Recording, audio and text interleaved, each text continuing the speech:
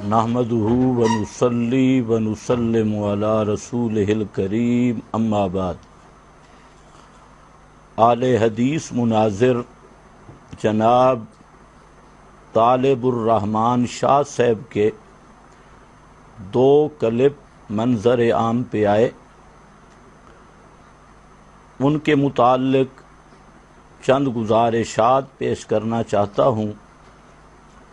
Number 1، شاہ صاحب کہتے ہیں کہ رمضان سے 3 دن پہلے ہم نے ان کو کلپ بھیجا تھا،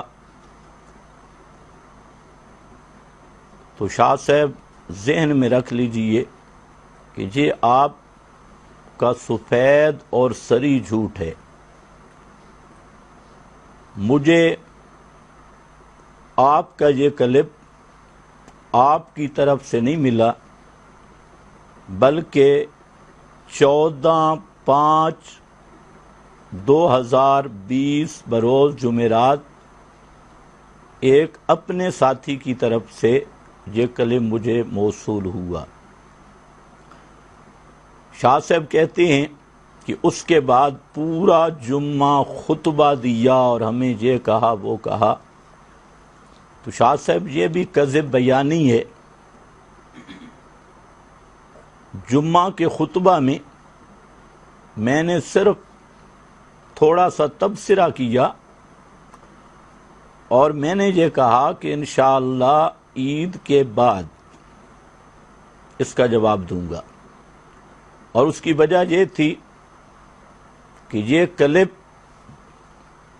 ایک ایسی نامعقول بات پر مشتمل تھا کہ مجھے توقع یہ تھی کہ آپ کے اپنے مسلک کے سمجھدار اہل حدیث علماء خود آپ کی تردید کریں گے اور آپ کو جواب دیں گے، اور ساتھ یہ مقصد بھی تھا کہ آپ کا یہ کلپ تمام لوگوں تک پہنچے، اور ہم جو کہا کرتے ہیں کہ اہل حدیث کا قرآن پر ایمان نہیں ہے، یہ بات سب لوگوں پہ واضح ہو جائے اور سب لوگ یہ تسلی سے کلپ سن لیں۔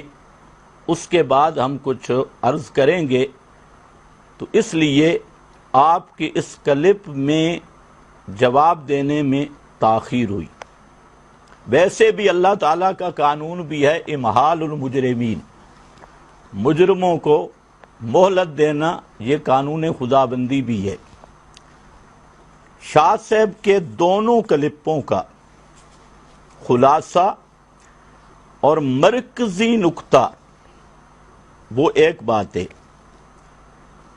شاہ صاحب کہتے ہیں کہ جو لوگ قرآن کریم کے مقابل، اس بات کو ذرا توجہ سے سننا ہے، جو لوگ قرآن کریم کے مقابل روایت کو نہیں مانتے، ایسے لوگ منکرین حدیث ہیں۔ یہ شاہ صاحب کا اصل دعویٰ اور مرکزی نقطہ ہے، اور پوری گفتگو کا یہی دار و مدار اور یہی اصل ہے، یہی موضوع ہے۔ تو گزارش یہ ہے کہ شاہ صاحب کے اس دعویٰ سے معلوم ہوتا ہے کہ حضرت شاہ صاحب کو عظمت قرآن کا علم بھی نہیں اور منصب نبوت سے بھی بے خبر ہیں۔ تو شاہ صاحب کی اصلاح کے لیے چند باتیں میں عرض کرتا ہوں۔ پہلی گزارش یہ ہے کہ حضرت شاہ جی توجہ فرمائیں، قرآن کریم یہ اللہ کا کلام ہے، اور آپ کو معلوم ہے کلام الملوک ملوک الکلام مشہور بات ہے کہ بادشاہ کا کلام کلاموں کا بادشاہ ہے۔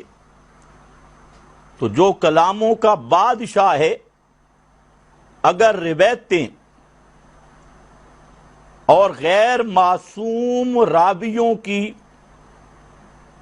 اپنی رائے یا روایت بالمعنی اس کو قرآن مقدس کے مقابل ترجیح دی جائے تو پھر یہ بادشاہ کا کلام رہے گا۔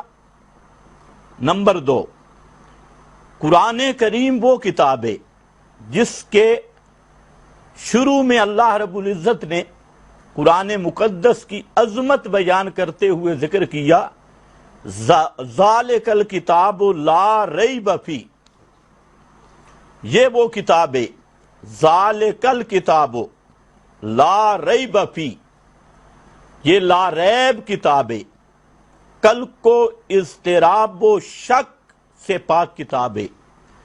یہ شان صرف قرآن مقدس کی ہے، دنیا کی کوئی کتاب۔ شاہ صاحب، آپ اگر امانت نام کی کوئی چیز آپ کے پاس موجود ہے، آپ دیانتداری سے بتا دیں کہ قرآن مقدس کے علاوہ کسی کتاب کو لا ریب کہا جا سکتا ہے؟ اب تک تم لوگ کہتے رہے اور لوگوں میں مشہور کرتے رہے کہ بخاری اصح الکتب بعد کتاب اللہ، اور آج آئے مولانا طالب الرحمان صاحب جنہوں نے کہنا شروع کیا کہ اصح الکتب قبل کتاب اللہ، کہ بخاری قرآن سے بھی اوپر اور روایات کا مقام قرآن سے بھی اوپر۔ تو بعض ذہن نشین رہے، قرآن مقدس لا ریب کتاب ہے، قرآن مقدس کے علاوہ کوئی کتاب لا ریب نہیں۔ نمبر 3، قرآن مقدس کتاب عزیز، عزیز کا معنی ہوتا ہے غالب، تمام علوم پر بھاری، تمام دلائل پہ بھاری، تمام روایات پہ بھاری۔ اگر روایات کی وجہ سے قرآن کو ترک کیا جائے تو کتاب عزیز کا کیا معنی ہوگا؟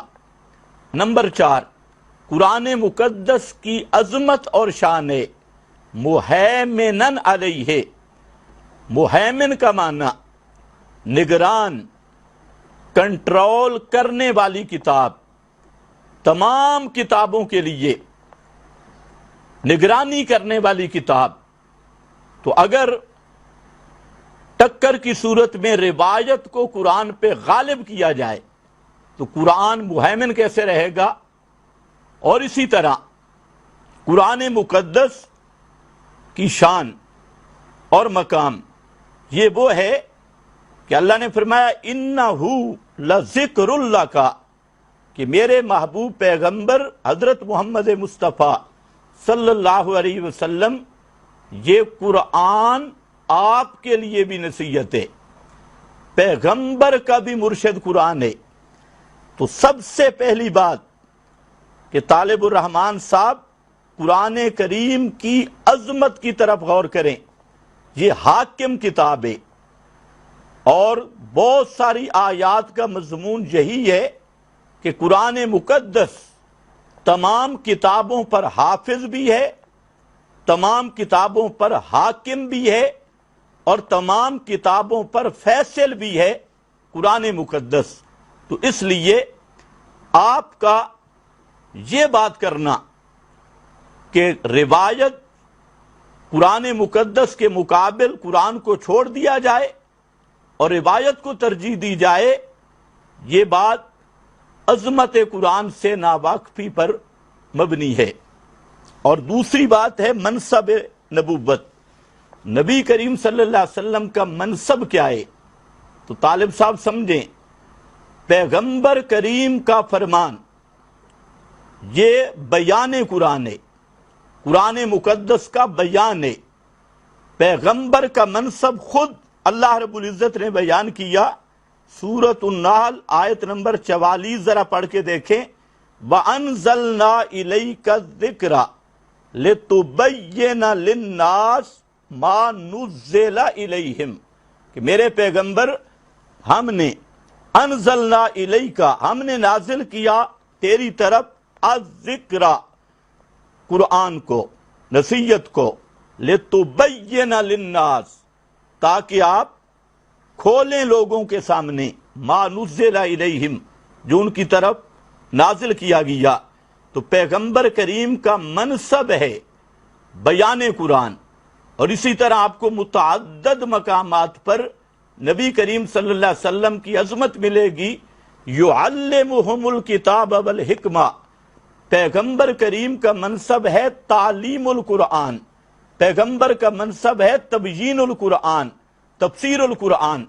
اس لیے بات ذہن نشین رہے، نبی کریم صلی اللہ علیہ وسلم کا فرمان وہ کبھی قرآن سے نہیں ٹکرا سکتا، اور کسی کتاب کی کوئی روایت اگر قرآن سے ٹکرا رہی ہے تو اس کے دو آپشن ہیں۔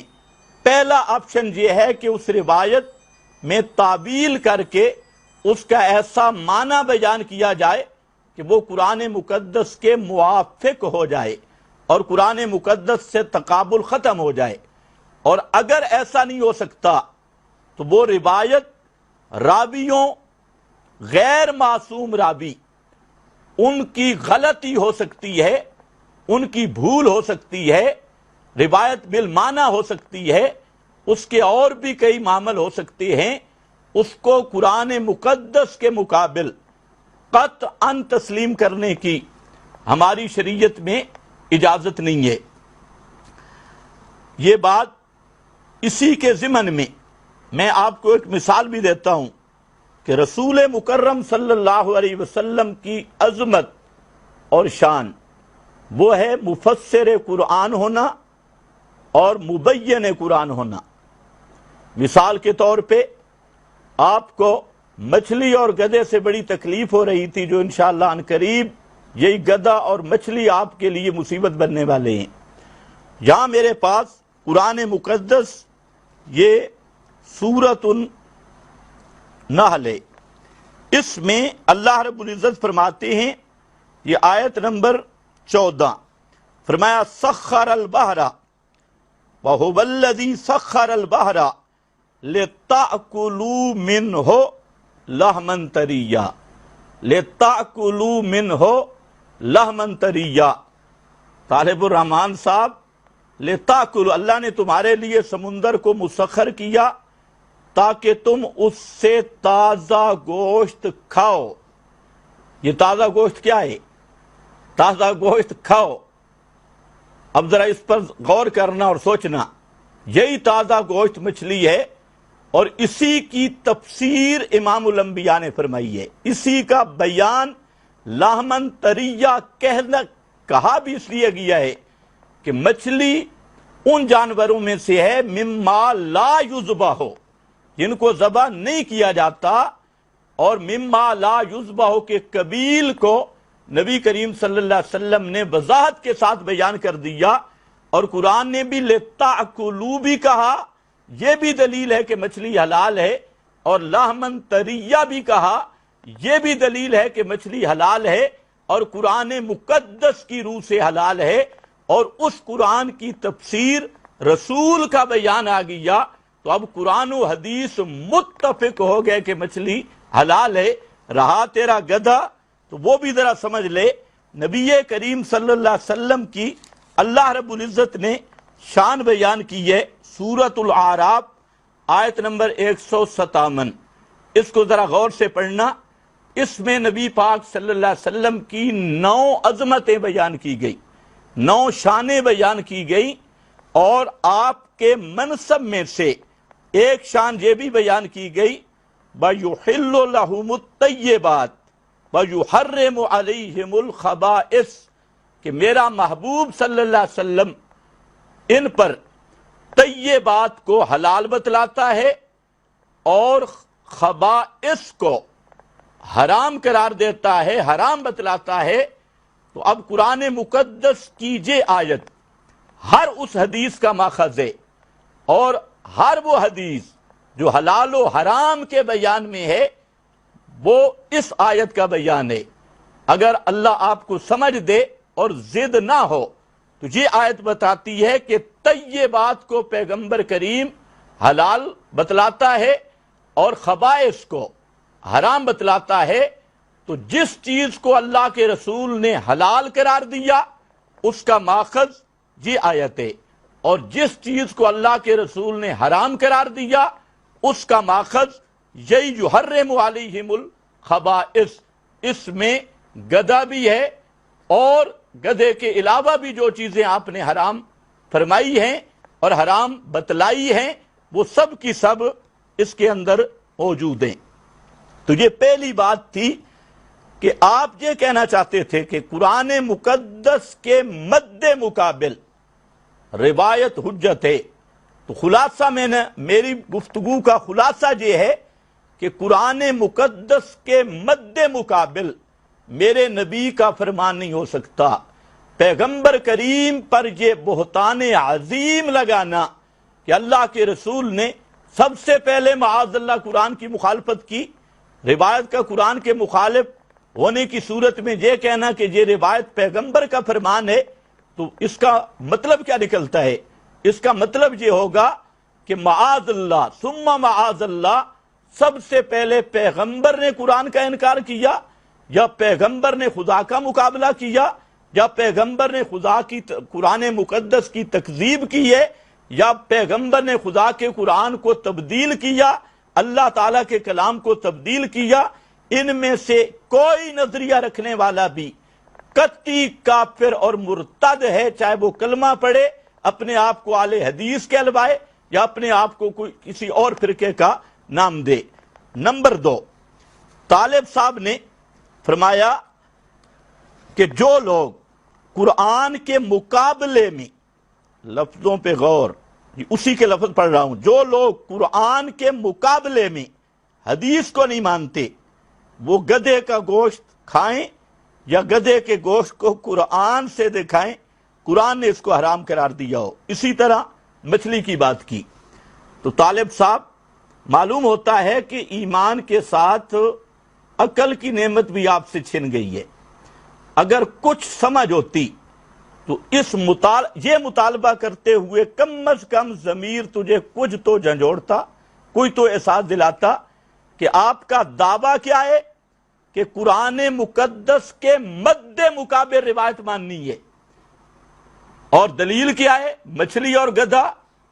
تو سنیے طالب الرحمان صاحب، پوری زندگی کے لیے تجھے چیلنج کر رہا ہوں کہ پورے قرآن مقدس میں ایک آیت لائیے جس میں قرآن نے گدھا کو حلال اور مچھلی کو حرام کہا ہو، لائیے۔ لیکن قیامت آ جائے گی، نہ تو لا سکتا ہے نہ تیرا کوئی چیلا لا سکتا ہے، سارے مل جاؤ اگلے پچھلے، اجمعوا شرکاءکم۔ تو جب قرآن مقدس نے گدھے کو حلال نہیں کہا، مچھلی کو حرام نہیں کہا، تو حدیث اور قرآن کا تقابل کیسے بنے گا؟ اور قرآن مقدس کے مقابل وہ روایت کیسے آئے گی؟ اللہ تمہیں سمجھنے کی توفیق عنایت فرمائے۔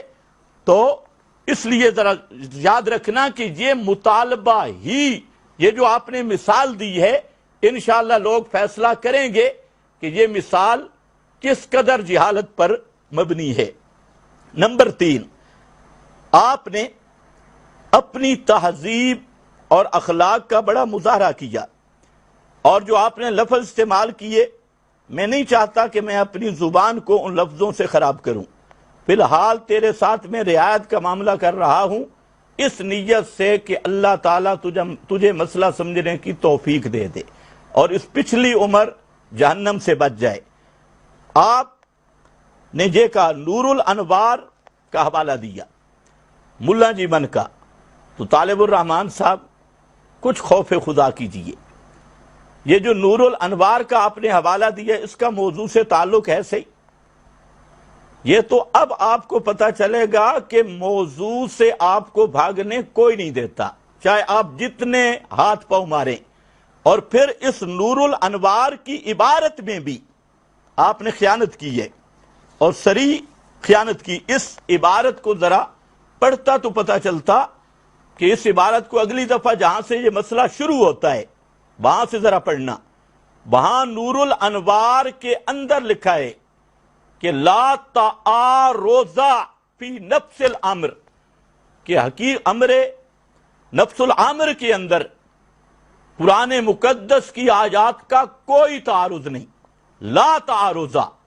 اور پھر آگے اس نے صاف لکھا ہے کہ اگر تعارض وغیرہ کلام الہی میں مانا جائے تو اس سے تو عجز باری لازم آتا ہے، یہ اس کی تمہید ہے۔ اور یہ جو آپ نے تعارض سے تساقطا اور وہ بھی غلط پڑھا ہے، یہ چیزیں جو ہیں یہ خالص علمی ابحاث ہیں، جو آپ کے بس نہیں، آپ کے بس کی بات نہیں ہے ان علمی ابحاث میں ٹانگ اڑانا۔ پھر آپ نے یہ بھی کہا دوسرے نمبر پہ آپ نے یہ خیانت کی کہ آپ کہتے ہیں کہ تم نے قرآن سے 2 آیتوں کو ساکت کر دیا، جھوٹوں پہ خدا کی لعنت ہو۔ طالب الرحمان صاحب، اگر آپ میں ہمت ہے تو نور الانوار کی یہ عبارت نکالیں جس کا یہ معنی ہو کہ 2 آیتیں قرآن سے ساکت ہو گئی ہیں اور قرآن سے ساکت کیا گیا ہے۔ تمہیں یہ بھی معلوم نہیں کہ استدلال سے ساکت ہونا اور بات ہے اور قرآن سے ساکت ہونا اور بات ہے۔ کسی مسئلہ میں ظاہری طور پر استدلال کا ساکت ہونا اور قرآن مقدس سے آیات کا ساکت ہونا، اتنا بھی تجھے معلوم نہیں۔ تیسری آپ نے خیانت یہ کی ہے کہ آپ نے ملا جیمن کا نام استعمال کیا، نور الانوار، اور نور الانوار میں کیا ایک ضابطے کی مثال ہے، اس ضابطے کی مثال کو آپ نے اپنی جہالت سے مذہب بنا ڈالا ہے۔ تو طالب الرحمان صاحب خوف خدا کیجئے، کسی ضابطے کی مثال ہوتی ہے تفہیم کے لیے، ضابطے کی مثال کو مذہب قرار دینا آپ جیسے لائق بزرگوں کا کام ہوتا ہے۔ اور چوتھے نمبر پر میں آپ سے پوچھ سکتا ہوں کہ گفتگو ہو رہی ہے قرآن کے مد مقابل روایت کی بات چل رہی ہے اور پیش کر رہے ہیں آپ نور الانوار، تو ملا جیمن کو آپ اللہ مانتے ہیں یا رسول مانتے ہیں؟ یہ ذرا اگلے کلمے میں وضاحت کریں کہ ملا جیمن کی عبارت جو آپ پیش کر رہے ہیں کس حیثیت سے؟ ہمارے نزدیک وہ نہ اللہ ہے، نہ معصوم ہے، نہ مجتہد ہے، وہ ایک عالم ہے، اور عالم کی لغزش قلم بھی ہوتی ہے اور باتیں بھی ہوتی ہیں، اور مثال کا اصل جو مقصد ہے وہ تفہیم مسئلہ ہوتا ہے، نہ کہ مثال کو مذہب بنایا جاتا ہے۔ لیکن ایسی علمی باتیں آپ جیسے بوڑھے بزرگ کو اب اس دور میں کس طرح سمجھ آئیں گی؟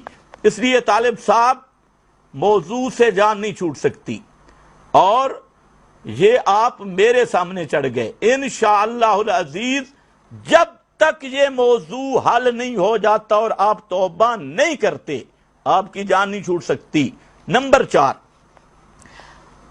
طالب الرحمان صاحب کہتے ہیں کہ اگر قرآن حدیث آپس میں ٹکرا جائے تو یہ معمولی بات ہے، یہ اس کے لفظ ہیں کہ قرآن و حدیث آپس میں ٹکرا جائے تو یہ معمولی بات ہے۔ سامعین فیصلہ کریں گے کہ اللہ رسول کا مقابلہ کرا رہا ہے، معاذ اللہ، نقل کفر نہ باشد، کہتا ہے کہ اللہ رسول کی بات آپس میں ٹکرا جائے تو یہ معمولی بات ہے۔ خدا تمہیں عقل دے، خدا تمہیں ہدایت دے۔ میں اپنے اہل حدیث بھائیوں کی خدمت میں گزارش کروں گا کہ آپ کا یہ بزرگ اب 72 سال سے میرا خیال ہے اوپر ہو چکا ہے، اس لیے اس کا کوئی دماغی علاج کروائیں۔ کہتا ہے قرآن و حدیث آپس میں ٹکرا جائے تو یہ تو معمولی بات ہے۔ آئیے میں مولوی صاحب کو وہ آیت بیان کرتا ہوں جو حدیث سے ٹکرا رہی ہے، معاذ اللہ۔ یہ لفظ ہیں طالب الرحمان صاحب کے۔ اہل حدیث بھائیوں، عوام سے میری گزارش ہے، اپنے ان مولویوں کا ذرا عقیدہ دیکھو، تمہیں کس چیز پہ دھوکہ دیتے ہیں اور خود قرآن مقدس کے متعلق ان لوگوں کا کیا عقیدہ اور کیا نظریہ ہے اور کیا ایمان بالقرآن ہے۔ تو کہتا کیا ہے؟ آگے مثال سورۃ الانعام کی آیت نمبر 145 پڑھی، جس میں وہ یہ ٹکراؤ ثابت کرنا چاہتا تھا کہ مچھلی کو قرآن نے حرام کہا اور گدھے کو قرآن نے حلال کہا۔ سبحان اللہ، یہ استدلال۔ اب طالب الرحمان صاحب پھر آپ کو کہتا ہوں کہ تو نے سورہ انعام کی آیت 145 پڑھی، پورا قرآن پڑھ لے اول سے لے کے آخر تک، اور ایک آیت لائیے جس میں گدھے کو حلال کہا گیا ہو اور مچھلی کو حرام کہا گیا ہو، اور یہ قرض ساری زندگی تجھ پہ رہے گا انشاءاللہ العزیز۔ میرا مشورہ ہے کہ اب بھی توبہ کر لے، اب بھی وقت ہے، غرغرہ سے پہلے پہلے توبہ کر لے اور لوگوں کے سامنے کہہ دے کہ مجھ سے غلطی ہو گئی، ورنہ یہ قرض تیری گردن پہ رہ جائے گا اور کبھی اتر نہیں سکتا۔ اس آیت میں بات کی کہ میتہ وہ ہے جو مر جائے بغیر تزکیہ کے۔ میں ایک موقع آپ کو پھر دے رہا ہوں، اگلے کلپ میں میتہ کی جامع معنی تعریف کریں۔ میتہ کس کو کہتے ہیں؟ میتہ تن جو جہاں قرآن پاک میں سورہ انعام کی آیت 145 میں لفظ ہے، اس کی بھی وضاحت کریں، اور ساتھ گزارش کرتا ہوں کہ اس آیت 145 پوری پڑھ کے اس کا ترجمہ اور اس کا مطلب بیان کریں، انشاءاللہ 1 دوڑی 2 تے 2 دوڑی 4 ہو جائے گا۔ یہ آیت بتائے گی کہ تیری حیثیت کیا ہے، پوری آیت پڑھ کے اس کا معنی کرنا۔ اور اسی طرح اس آیت میں حسر اور کسر ہے، اور طالب الرحمان شاہ صاحب آپ کو معلوم ہوگا کہ حسر و کسر کی کتنی قسمیں ہیں۔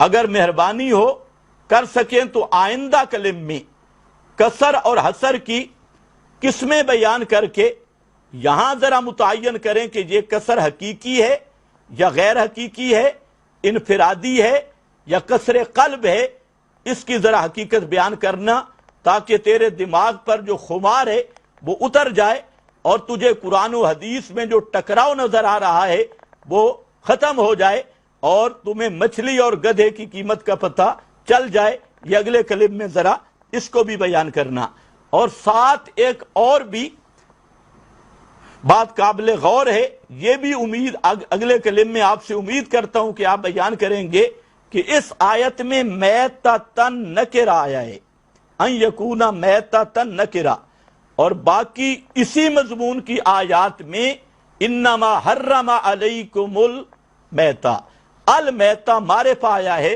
تو اس کی کیا وجہ ہے؟ یہاں میتۃن نکرہ کیوں ہے اور انما حرم علیکم المیتہ میں معرف باللام کیوں ہے؟ اگر معرف باللام کا معنی نہ آئے تو مطلب ہے اس پر الف لام کیوں ہے، اور وہ الف لام کون سا ہے؟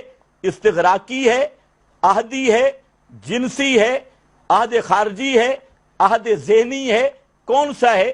اس کو بھی ذرا متعین کرنے کی کوشش کریں۔ نمبر 5، آپ نے ایضاح الادلہ کتاب کے کاتب کی غلطی کا بہانہ بنا کر شیخ الہند رحمت اللہ علیہ پر بھی حملہ کرنے کی کوشش کی ہے۔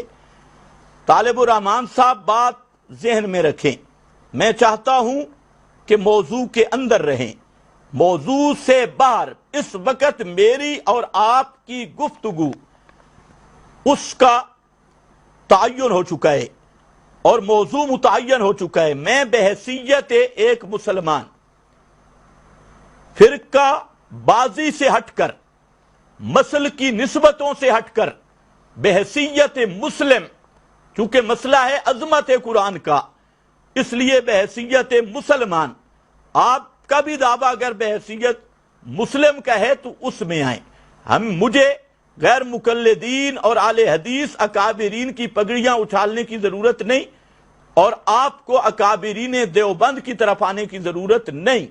اس موضوع سے فارغ ہو کر انشاءاللہ یہ موضوع پورا کر لے، اور اس کے بعد اگر آپ کا ذوق ہوا تو میں ثابت کروں گا۔ میرا دعویٰ یہ ہے کہ تمہارا مذہب تحریف قرآن پہ مبنی ہے، تم تحریف معنوی بھی کرتے ہو اور تحریف لفظی بھی تم کرتے ہو، دونوں تحریفات تمہارے اصولوں میں موجود ہیں، اور تمہارے ان مآخذ میں تحریف کا یہ جراثیم موجود ہے کہ جن ماخذ کی وجہ سے تم قرآن کو چھوڑتے ہو اور ان ماخذوں کی طرف بھاگتے ہو، ان روایتوں کی طرف بھاگتے ہو، تو وہ روایت بھی انشاءاللہ آئے گی، پتہ چل جائے گا کہ آل حدیث کا مذہب بھی شیعوں کی طرح تعریف قرآن ہے۔ بہرحال ان موضوعات کی طرح پانے کی ضرورت نہیں، اور نہ میں آپ کو موضوع سے کبھی فرار ہونے دوں گا، ابھی یہ بات متعین ہے۔ نمبر 6، آپ نے کہا ہے کہ نبی اکرم صلی اللہ علیہ وسلم نے دریا کے، سمندر کے پانی کے بارے میں کہا ہے کہ اس کا مردار حلال ہے۔ یہ آپ کے لفظ ہیں، اس کا مردار حلال ہے۔ گزارش یہ ہے کہ اس حدیث کے ذرا الفاظ بھی پڑھ کے سنا دیں بے عین ہی اسی طرح، اور یہ وضاحت بھی کر لیں کہ سمندر کا مردار حلال ہے، تو اگر خنزیر یا کتا سمندر میں ڈوب کر مر جائے تو کیا وہ بھی اس حدیث کی روشنی میں طالب الرحمن کے نزدیک حلال ہوگا؟ کیونکہ ویسے اب قرآن کی عظمت تو تیرے دل میں ہے نہیں، تو نے تو دیکھنا ہے روایت اور روایت کے بھی ظاہر کو۔ تو اس حدیث کے ظاہر سے تو یہی لگ رہا ہے کہ جو آپ نے لفظ پڑھے کہ پانی کے بارے میں کہا ہے کہ اس کا مردار حلال ہے، تو پانی کا مردار تو واضح بات ہے، اگر کتا پانی میں گر کے ڈوب جائے، خنزیر ڈوب جائے، لومڑ ڈوب جائے، بلہ ڈوب جائے، یہ حلال ہوں گے یا حرام؟ تو آپ مہربانی کر کے اہل حدیثوں کو فتویٰ دے دے کہ حدیث میں آ گیا لہذا یہ بھی حلال ہے، تاکہ آپ کے اچھی نشو و نما ہو اور آپ کی معیشت بھی بڑھے، اور خوراک کے پہلے بھی مجھے معلوم ہے لیکن میں موضوع نہیں بدلنا چاہتا، خوراکوں میں بھی اضافہ ہو جائے۔ گزارش یہ کرنا چاہتا ہوں کہ آپ نے یہ جو سورہ انعام کی آیت 145 پڑھی ہے، اس کا ترجمہ غور سے کرنا، یہ آپ کو ایک موقع دے رہا ہوں، اور اس سے استدلال بھی غور سے کرنا۔ خلاصہ یہ نکلا، میں نے عرض یہ کیا، صرف 2-3 باتیں عوام کے لیے عرض کر رہا ہوں۔ میں نے عرض یہ کیا کہ ہمارے نزدیک نبی کریم صلی اللہ علیہ وسلم کا فرمان عالی شان یہ قرآن کا بیان ہے، قرآن کی تفسیر ہے، قرآن کی توضیح ہے، اور نبی کریم صلی اللہ علیہ وسلم کا فرمان عالی شان وہ قرآن سے نہیں ٹکراتا، اور جو روایت کسی کتاب کی ہو، چاہے بخاری کی ہو، مسلم کی ہو، دنیا کی کسی کتاب کی جو روایت قرآن مقدس سے ٹکرا جائے، قرآن کے مد مقابل ہو، تو ہمارے پاس 2 آپشن ہیں۔ پہلے اس کی درایت پہ گفتگو ہے، پھر اس کی سند پہ گفتگو ہے۔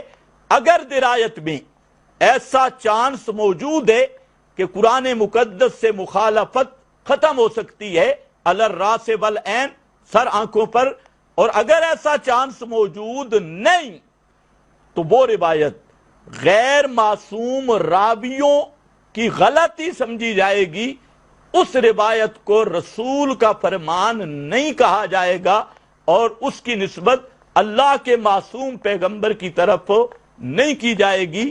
اور طالب الرحمن نے میں نے یہ ثابت کر دیا کہ قرآن مقدس میں جو اشارات مچھلی کے حلال ہونے کے اور گدھے کے حرام ہونے کے، وہاں قرآن مقدس میں جو اشارات موجود ہیں، احادیث میں انہی کی وضاحت ہے، طیبات کی وضاحت ہے اور خبائث کی وضاحت ہے، تو وہ احادیث بیان ہے۔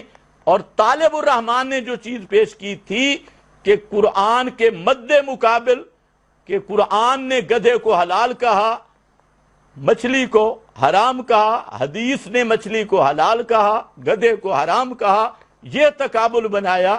الحمدللہ وہ تقابل ختم ہو چکا ہے۔